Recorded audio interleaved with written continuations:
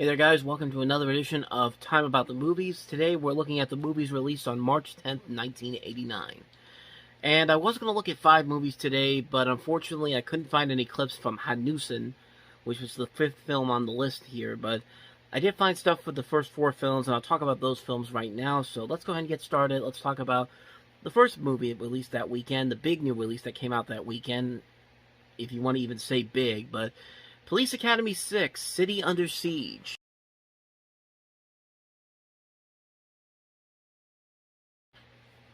You know, it's interesting. I just started watching the Police Academy movies recently because I'm going to review them on the site.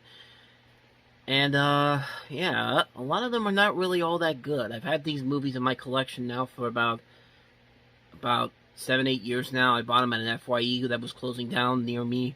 But, yeah, none of them it's not a whole lot of them are really all that good. Even the first one is passable, but each one of these movies gets worse and worse with every film that I've seen.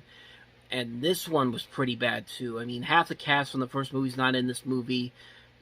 The jokes don't really work all that well. It really feels like they're just throwing stuff at the wall and seeing whatever works, and nothing is really working.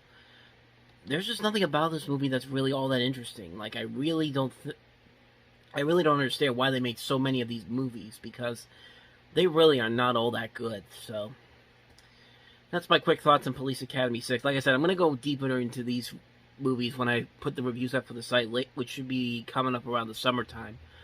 And that'll be on the Reviewing Network website. But, yeah, Police Academy 6, I don't know why they kept making these movies. This was the last one that they made for a while because this one did not do so well at the box office.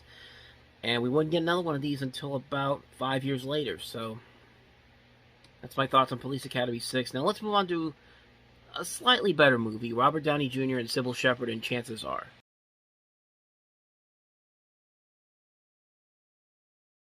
Directed by the same man that did Dirty Dancing, Emile Ardolino. This movie was a lot better than I thought it would be. This premise could have really been,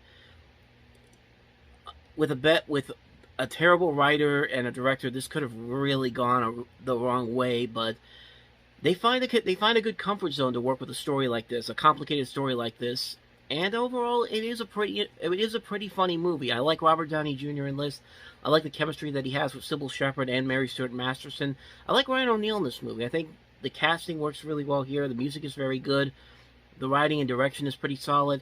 Like I said, this could have if this had been in the wrong hands, this could have been really, really uncomfortable to watch. But overall, it's a pretty good movie. I'd highly recommend checking out Chances Are. So, let's go ahead and move on to the next movie, Terry Gilliam's The Adventures of Barry Munchausen.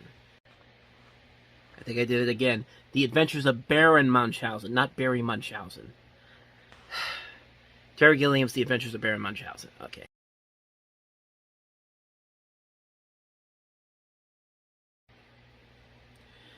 Sadly, this was not a big hit at the box office, but it's Terry Gilliam, man. Between Monty Python and the Holy Grail in '75 and Fear and Loathing in Las Vegas in '98, he was on a roll. Every movie that he made has been pretty good. Jabberwocky, Time Bandits, Brazil, The Fisher King, 12 Monkeys, Fear and Loathing in Las Vegas. I mean, his worst film was The Brothers Grimm and Tideland. After the Brothers Grimm, his track record really went downhill, but Adventures of Baron Munchausen, not a lot of people really talk about it, but you know what? It's a ton of fun. It's a ton of fun. It's a really good, funny, over-the-top movie. A lot of great lines in it. Half the people from Monty Python are involved in this, and just a nice-looking. But yeah, you got some notable faces in here. John Neville, Eric Idle, young Sarah Polley, who would be later be seen in the Dawn of the Dead remake, Oliver Reed, Robin Williams, Uma Thurman. Terry Gilliam himself cameos in this. It's just a fun movie. It's just a fun, insane, over-the-top movie. It doesn't have quite the same memorability factor that Time Bandits and Brazil and Holy Grail do, but it's still a ton of fun. It's Terry Gilliam doing what Terry Gilliam does best. Fantastic movie.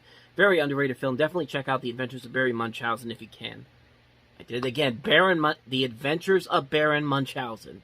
The Adventures of Baron Munchausen. I'm keeping these outtakes in here, by the way, so Anyway, let's move on from here. Let's get away from that one, and let's go ahead to the last movie on here, Jackknife.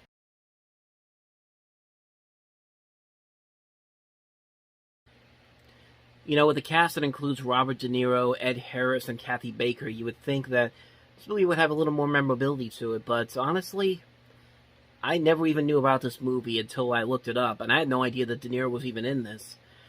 But, heard some decent things about it. Like I said, I've never seen it before, but it does look a little too generic in a way. Like, I do think it's supposed to be a smaller, serious story. De Niro is playing a character who was a Vietnam War veteran. He goes to see his friend who has PTSD, and De Niro falls in love with his sister.